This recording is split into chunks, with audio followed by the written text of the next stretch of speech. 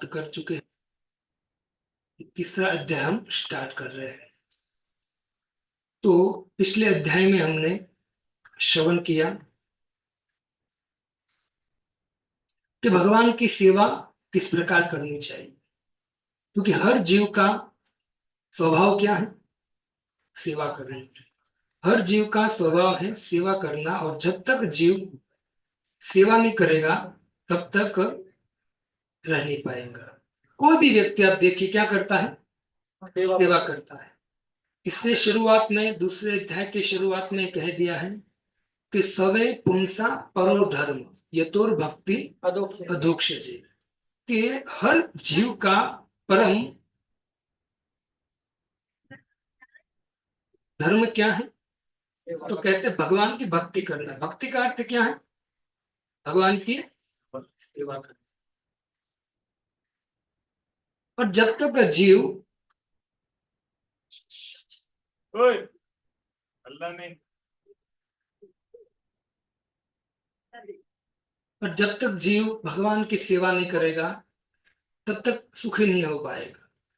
क्यों? क्योंकि हमने श्रवण किया कि जिस तरह से लकड़ी में अग्नि छुपी हुई है लेकिन हमको दिखता है नहीं दिखता है।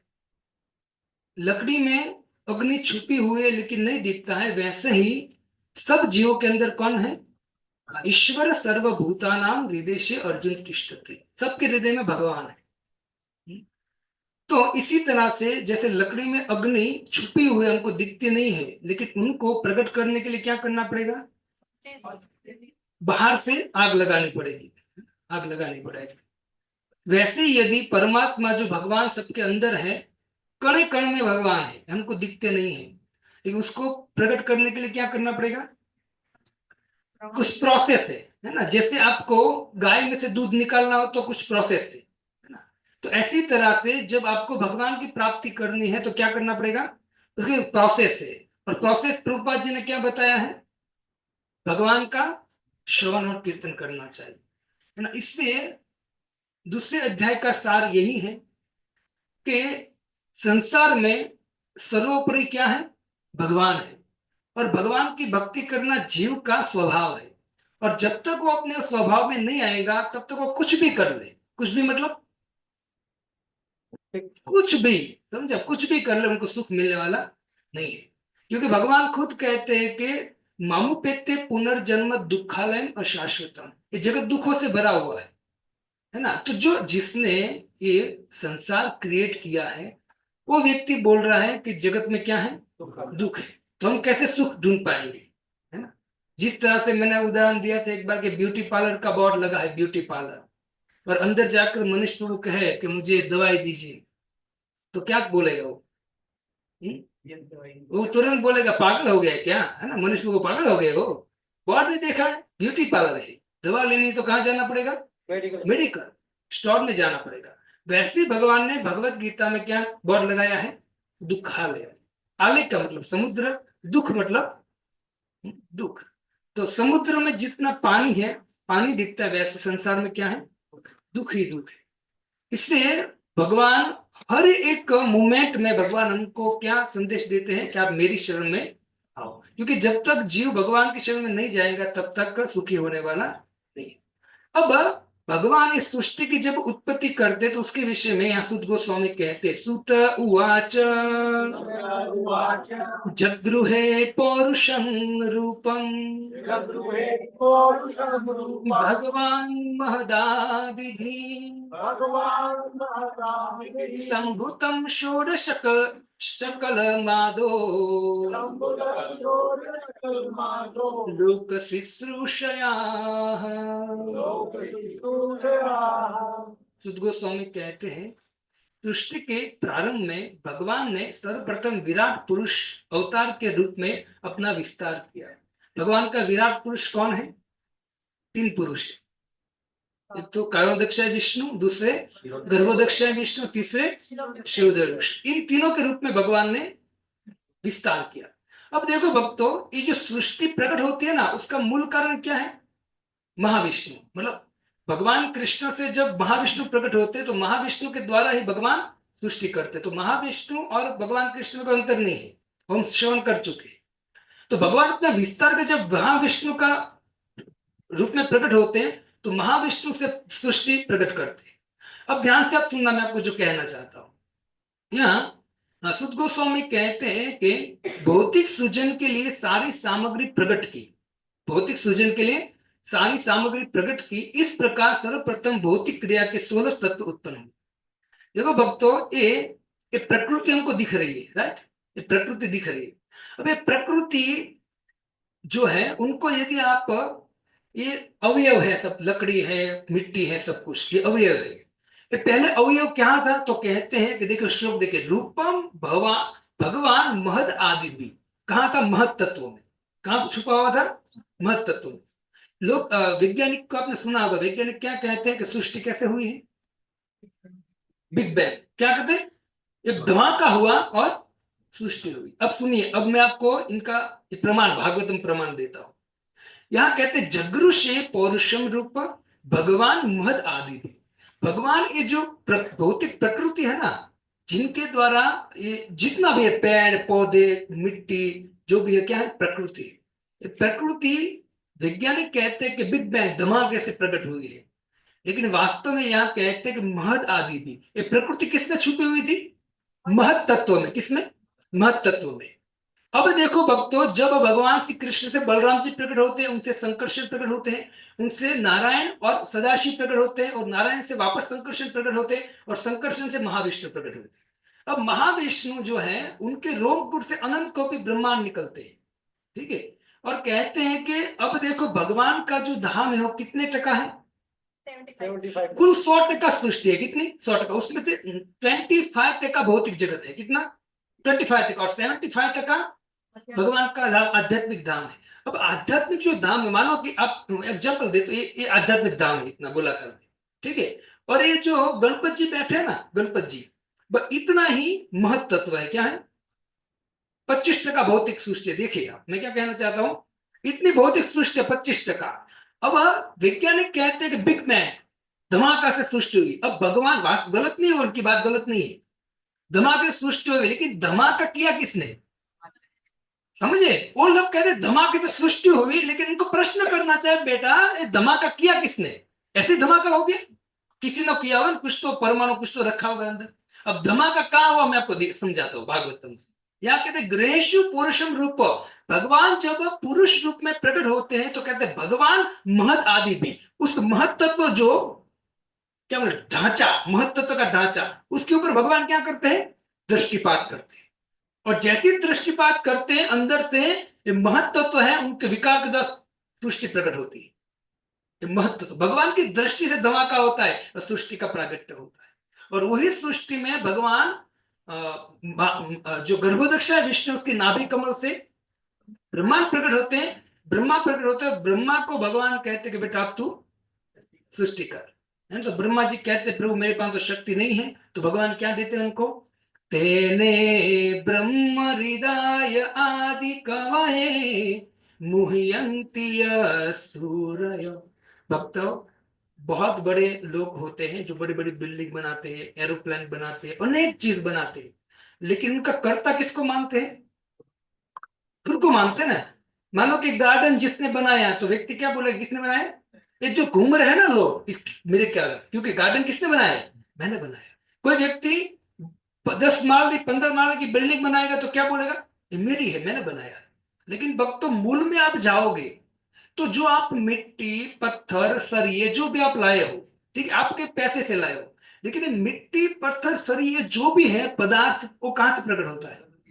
ये प्रकृति से प्रकट होता है। कहां से प्रकट होता है? प्रकृति। प्रकृति कहां से प्रकट होती है? महत्त्व से। और महत्त्व पे दृष्टि कौन डालते हैं? भगवान। तो मूल कहां हो गए? और वही भगवान जब भगवत गीता का ज्ञान देते हैं तो 9वें अध्याय के 10वें श्लोक में कहते हैं, मैं दक्षिण प्रकृति सुयते सचराचर हेतु नाने न कौनते जगत विपरिवर्तित। जगत का जो उत्पत्ति सृजन होता है ना, उसका कारण कौन है? प्रकृति है। प्रकृति किसके इशारे से काम करते हैं? तो हमें वास्तव में मूल पकड़ना चाहिए भक्तों। जितना भी संसार है, मैंने आपको बोला था 4 प्रकार के प्रलय होते हैं। कितने प्रकार के? चार प्रकार। जब ब्रह्मा जी का एक दिन पूरा होता है ना तो प्रलय होता है। वो प्रलय पूरा ब्रह्मांड का नहीं होता है। ब्रह्मलोक, तपलोक, महलोक, जनलोक, भूलोक, भूलोक और अतल, वितल, सुतल, तलातल, महातल, रसातल, पातल सबका नहीं होता है। ब्रह्मा जी का एक दिन पूरा होता है। कितना समय लगता है ब्रह्मा जी एक दिन का? 14 मनु। कितने? 14 मनु। एक मनु की अवधि कितनी होते हैं? 71 चतुर्युगी। एक चतुर्युगी मतलब 4 युग। 4 युग के कितने वो होते हैं वर्ष? 42,20,000 वर्ष होते इंटू 71। तो एक मनु। और ऐसे कितने मनु? 14 मनु जब समाप्त हो जाते तब ब्रह्मा जी का एक दिन होता है। और ऐसे ब्रह्मा जी का रात भी ऐसी होती है। और ऐसे ब्रह्मा जी कितना जीते हैं? 100 साल जीते हैं। तो कहते हैं कि ब्रह्मा जी का जब एक दिन होता है ना तब प्रलय होता है। और ब्रह्मा जी का जब पूरा 100 साल होता है तब भी प्रलय होता है। तो भक्तों जब एक दिन होता है तब प्रलय किसका होता है? तो भू, भूव और स्वर्ग। ये क्या है? भूलोक, इसके ऊपर भूव और उसके ऊपर स्वर्ग। ये तीनों लोक का क्या हो जाता है? प्रलय हो जाता है। कब? ब्रह्मा जी का एक दिन होता है तब। इससे जितने भी देवता है, जो सिद्ध देवता है, वो कहां चले जाते हैं? ऊपर महरलोक। और महरलोक के ऋषि मुनि भी, क्योंकि जब प्रलय होता है ना तो प्रलय की आग में स्वर्गलोक भी जलता है। तो ये जो महतलोक के ऋषि मुनि है ना, ऊपर के लोक के, उनको भी आंच लगती है, इसलिए वो लोग भी कहां चले जाते हैं? ऊपर के लोक में चले जाते हैं, क्योंकि वो सिद्ध है। लेकिन देवता ऊपर के लोक में जा सकते नहीं। उन लोगों का क्या होता है? प्रलय होता है। तो ब्रह्मा जी का एक दिन होता है तब प्रलय होता है। लेकिन ब्रह्मा जी का जब पूरा 100 साल होता है ना तब जो प्रलय होता है ना, वो प्रलय पूरे ब्रह्मांड का प्रलय होता है। और समस्त जीव जो अभी हम जो प्रकट हुए हम क्या है? हम प्रकृति है। कौन है? मतलब ये शरीर किसका है? प्रकृति का। पूरी प्रकृति कहां चली जाती है वापस? महत्व वापस चली जाती है। और जब वापस भगवान को सृष्टि करनी होती है तो भगवान क्या करते हैं? वापस महत्व पे दृष्टि जाती है। अब मैं आपको एक प्रश्न करता हूं कि जिस तरह से भगवान, ये जो सृष्टि है, ब्रह्मा के एक साल, 100 साल के बाद प्रलय होता है, हम सब वापस कहां चले जाते हैं? महत्व। तो अब प्रश्न होना चाहिए, प्रभु तो भगवान ये सृष्टि बनाते क्यों हो वापस उनको प्रलय करना है? तो देखो ये भगवान का नियम है ना। और सृष्टि बनाने का कारण कौन है? बताएंगे कोई मुझे? हमने श्रवण कर चुके भागवतम में आगे। क्योंकि जीव क्या चाहता है? स्वतंत्रता चाहता है। क्या चाहता है? स्वतंत्रता। देखो भक्तों, यदि हम, भगवान अगर चाहे ना, भगवान भगवत गीता में क्या कहते हैं? मेरा भजन करो। भागवतम में क्या कहते हैं? मेरा। रामायण में क्या कहते हैं? सब जगह भजन करने को कहते हैं। लेकिन भगवान ऐसा कहा भजन नहीं करेगा ना तो तुझे मार दूंगा? नहीं, भगवान क्या कहते हैं? भजन करो। भगवान दूध गति होगी आपकी, भजन करो, प्रेम से कहते हैं भगवान। भक्तों यदि भगवान को हमसे भजन ही कराना होता ना तो हम भजन के अलावा कुछ नहीं करते। अभी क्या बोलते हैं उनको? भूकंप के झटके चालू कर देते भगवान। हम क्या करते?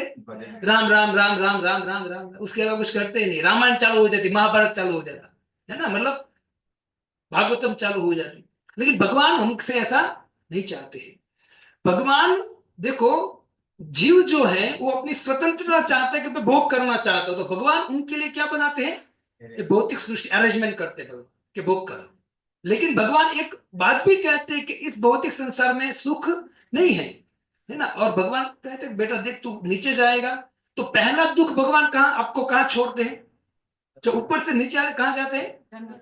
गर्भ में। कहाँ जाते हैं? माँ के। कैसी स्थिति है वहां?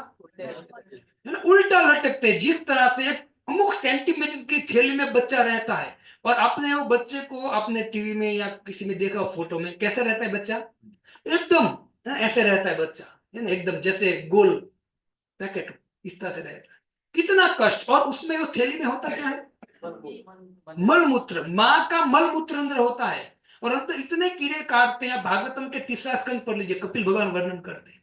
इतना कष्ट मिलता है। अब देखो, कभी माँ जब गर्भवती होती है तो अचानक उसको दुखने लगता है, हॉस्पिटल ले जाना पड़ता है। क्यों? क्योंकि बच्चा क्या करता है? हिलता है।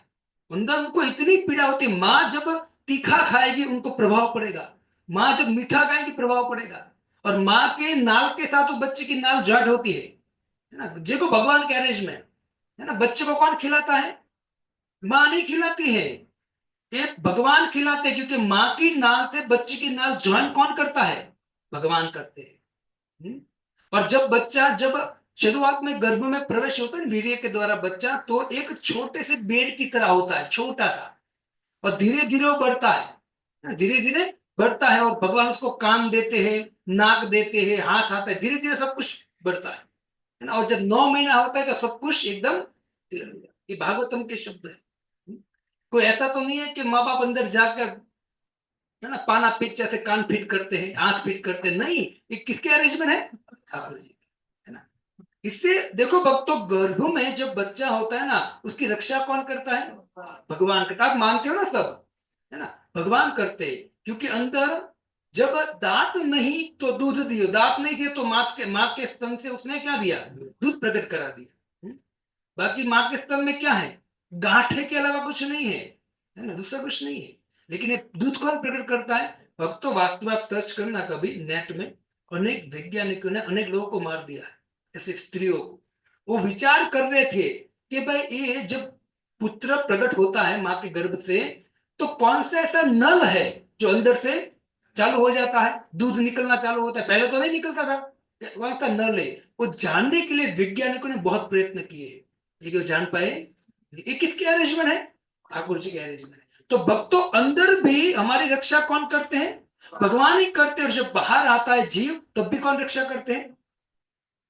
ठीक है, बाहर आके पर भगवान कैसे रक्षा करते हैं आपकी? फिर तो आपके माँ बाप होते हैं। बोलिए। कारण भगवान ही होते हैं। नहीं, उसका कारण बताया, विस्तार से बताइए आप। भगवान अंदर तो चलो हम समझ गए, प्रभु के अंदर तो भगवान ही भरण पोषण करते हैं, लेकिन बाहर कौन करता है?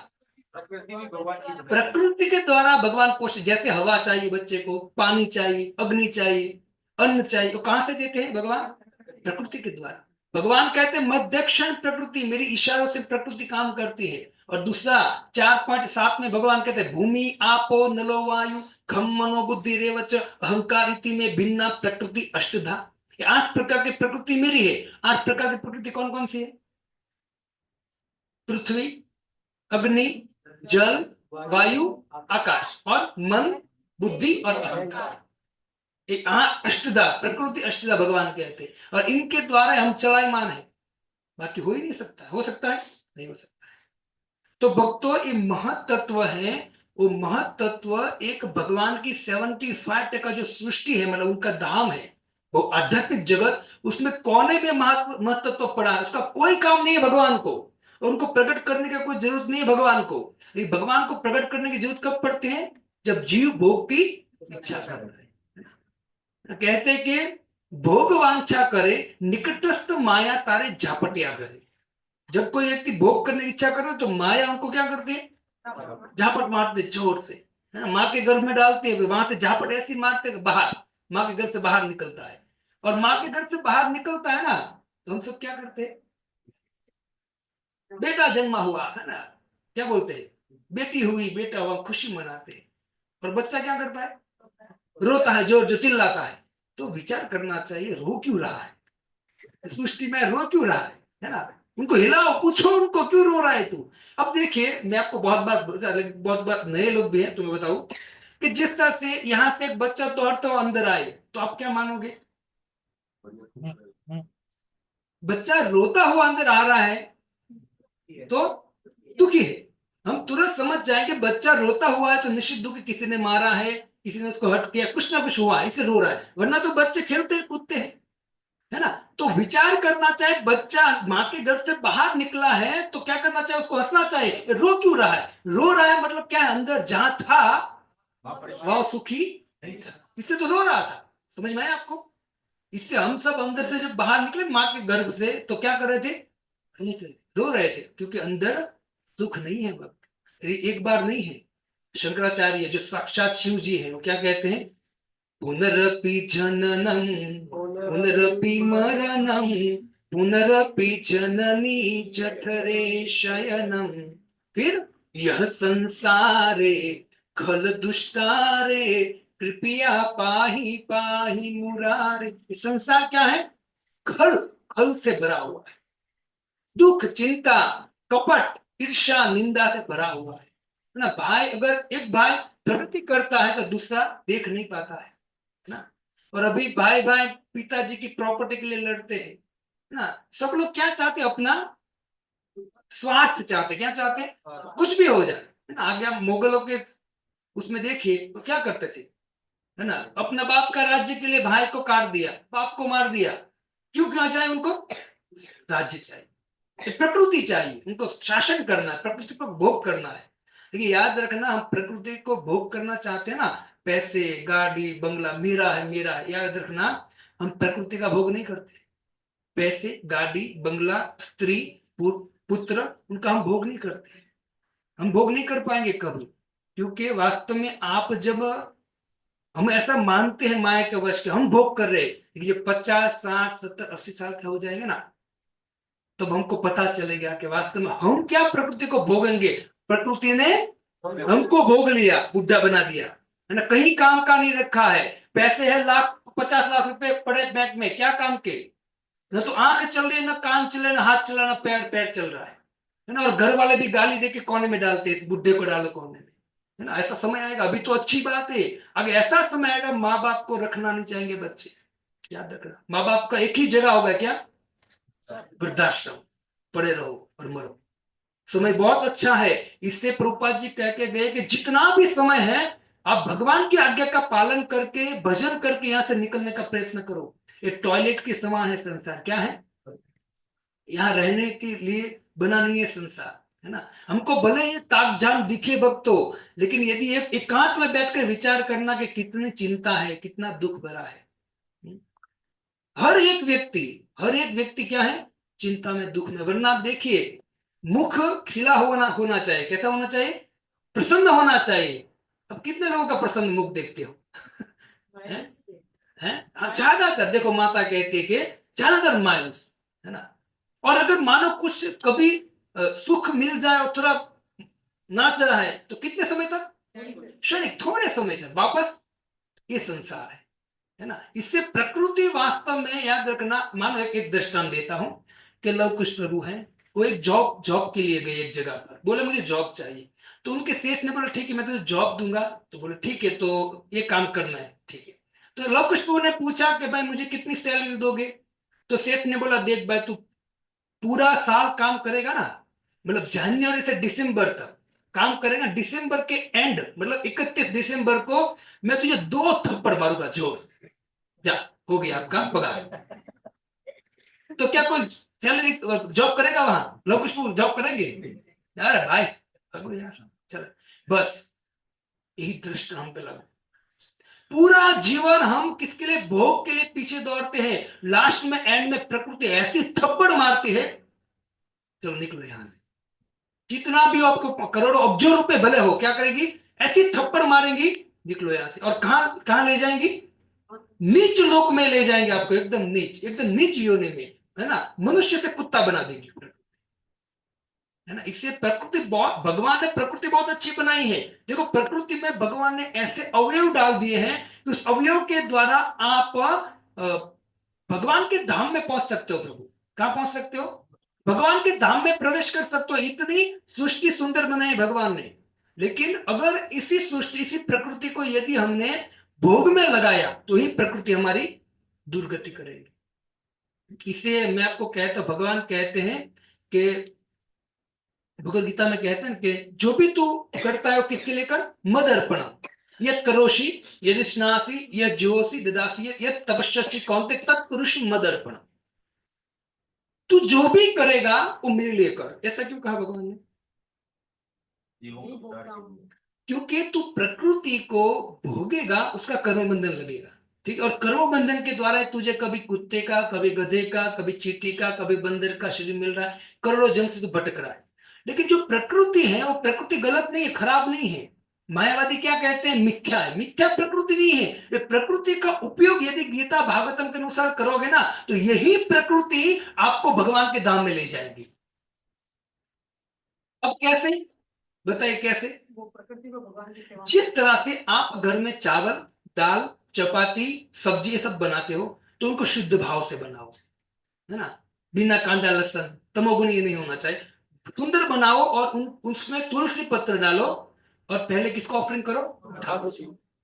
ठाकुर जी को ऑफरिंग करो। अब भगवान खा जाएंगे, जो खा जाएंगे तो हम दूसरी पर लगाएंगे नहीं वो, है ना, वो तो निश्चित है। ये तो खा जाते हैं यार, ये थोड़ी चलता है, हम लगाए नहीं, हम तो इतने महाकंजूस है। लेकिन भगवान हम पर और कृपा करते हैं, उनको पता है कि देखो जीव है, प्लेट भर के रख भी दिया वैसे, मैं अगर खा जाऊंगा ना तो फिर ये तो बनाएगी नहीं मेरे लिए। इसलिए भगवान ने क्या किया? अंगान यश्च चकलेन्द्रिय वृत्ति मंति पश्यन्ति पान्ति कलयन्ति चिरं जगन्ति आनंद चिन्ह सद उज्ज्वल विग्रहस्य गोविंदमादि पुरुषम तमाम। भगवान ने विचार किया कि काम, भगवान ने अपनी आंख के द्वारा क्या करते, भोग को ग्रहण करते हैं आंख के द्वारा। अंगान यश, भगवान की आंख में, कान में, नाक में कोई अंतर नहीं है, उसका शरीर कैसा है? सच्चिदानंद है।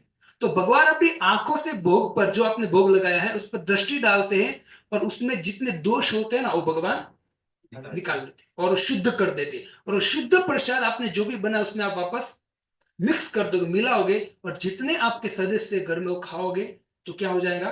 प्रसाद हो जाएगा। और प्रसाद खाने से क्या होता है?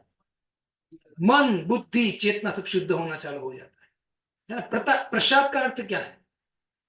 प्र, सा और द। प्र का अर्थ क्या है? प्रत्यक्ष। प्रत्यक्ष, सा मतलब साक्षात, और द मतलब प्रत्यक्ष साक्षात दर्शन, इसका नाम है प्रसाद। इसलिए हर व्यक्ति को घर में अच्छी तरह से भोग लगाना चाहिए। एक पति का कर्तव्य होता है कि अपनी पत्नी, मतलब पत्नी और पुत्र जो है या पुत्री है, वो पति के आश्रित होते हैं, राइट? हाँ या ना, मुझे बोलिए।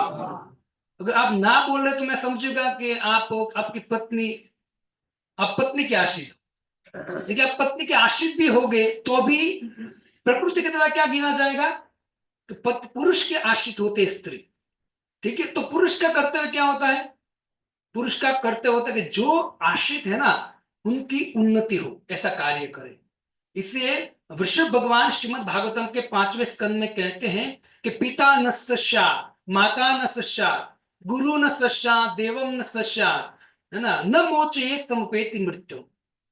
वो पिता पिता बनने के लायक नहीं है जो अपने आश्रितों को, पत्नी या पुत्र को भक्ति न दे।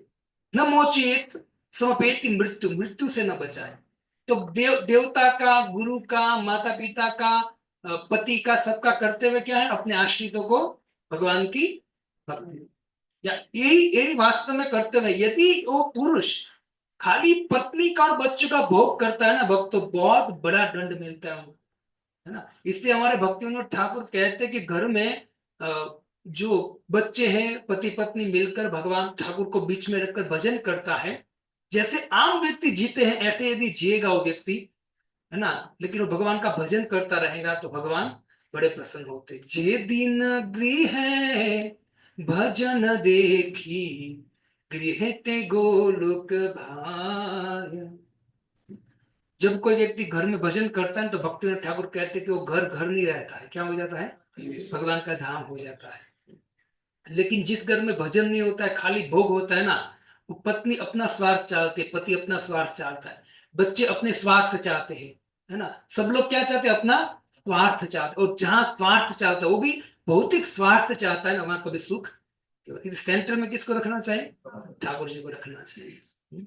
इसे भक्त तो हर हमेशा हमें याद रखना चाहिए कि हम मनुष्य जीवन जो मिला है ना वो भोग करने के लिए बना है ना। अभी हमने जो कीर्तन किया ये वास्तव में क्या है? योग है। हमने क्या, कौन सा योग का पालन किया प्रभु? भक्ति योग का पालन किया। इससे बड़ा कोई योग नहीं है। ये जो मतलब शारीरिक कसरत है, ये सब क्या है? हमने भी किया ना, हम चले तो ये सब क्या है? शारीरिक कसरत है।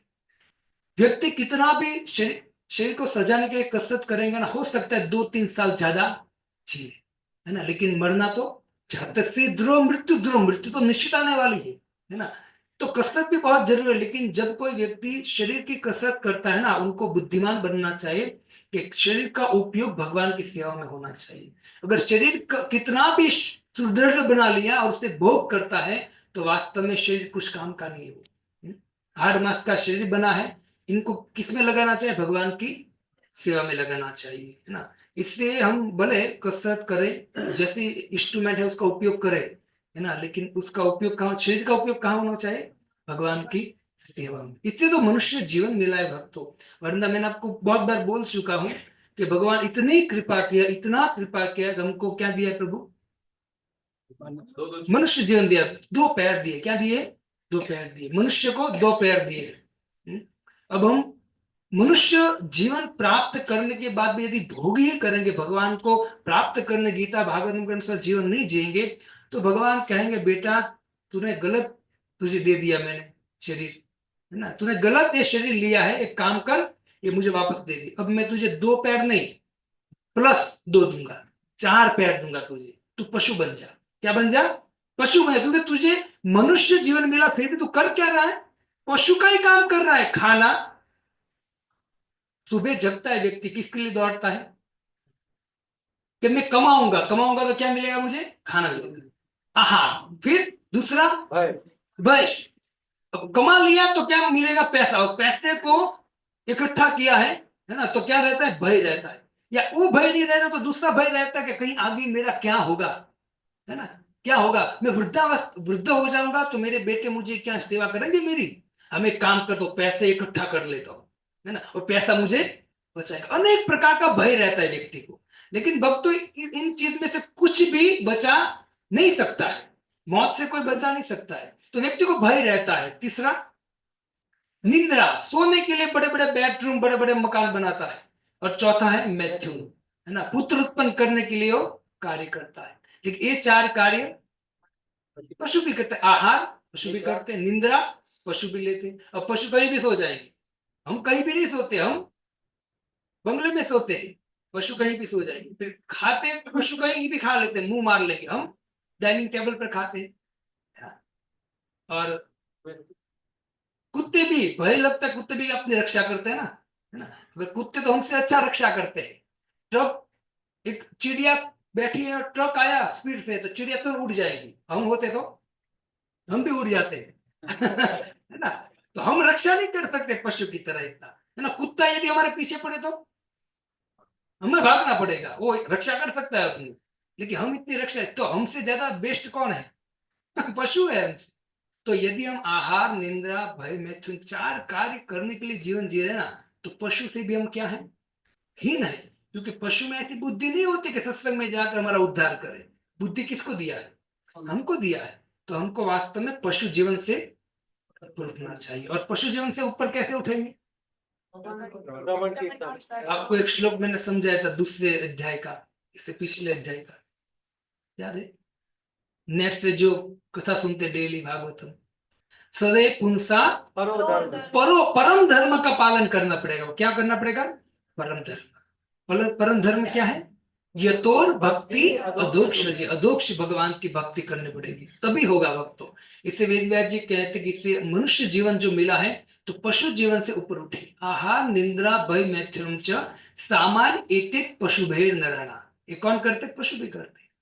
तो पशु से ऊपर उठने के लिए क्या करना पड़ेगा? धर्मो ही तेषाम अधिको विशेषो।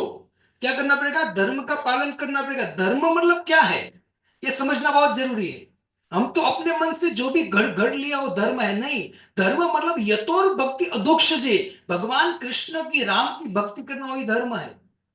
गीता भागवतम को फॉलो करना वो धर्म है ना। अपने मन से जो धर्म काम फॉलो करते उसको धर्म नहीं बोला जाता है ना, उसको सामान्य उपासना बोला जाता होगा। ये परम धर्म की बात होती है। तो वेदव्यास जी कहते हैं कि धर्मो ही ऐशाम अधिको विशेषो धर्महीन नर पशु भी समान। जो धर्म का पालन नहीं करता वो क्या है? केरला में हम गए थे एक बार, तो बड़ी सी आरती होती है, आरती में होता है, जब सुबह आरती, तो बड़ी सी आरती थी।